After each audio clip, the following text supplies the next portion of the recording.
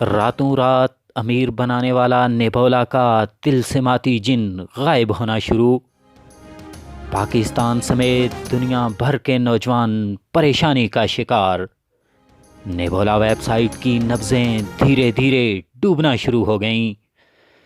میرے بہت سے دوست پریشان ہیں کہ نیبولا سے پیسے کیسے نکلوائے جائیں، وِدڈرا کیسے حاصل کیا جائے، لیکن اب پچھتائے کیا ہو جب چڑیاں چگ گئیں کھیت۔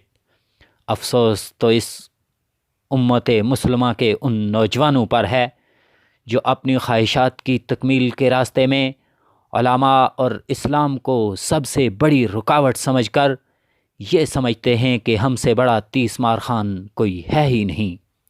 وہ کہتے ہیں کہ جدید ٹیکنالوجی کے متعلق ان مولویوں کو کیا معلوم، یہ تو بس ہماری کمائی اور دنیا کی ترقی سے جلتے ہیں، اس لیے فتویٰ جڑ دیتے ہیں کہ یہ چیز حرام اور ناجائز ہے۔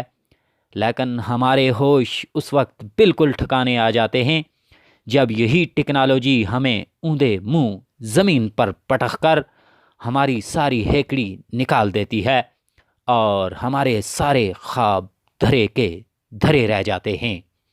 مجھے اس موقع پر اپنے بچپن کی نظم کا ایک شعر فی البدیہہ یاد آ گیا۔ چاہی تھی شے بڑی سو چھوٹی بھی گئی، پتلون کی طاق میں لنگوٹی بھی گئی۔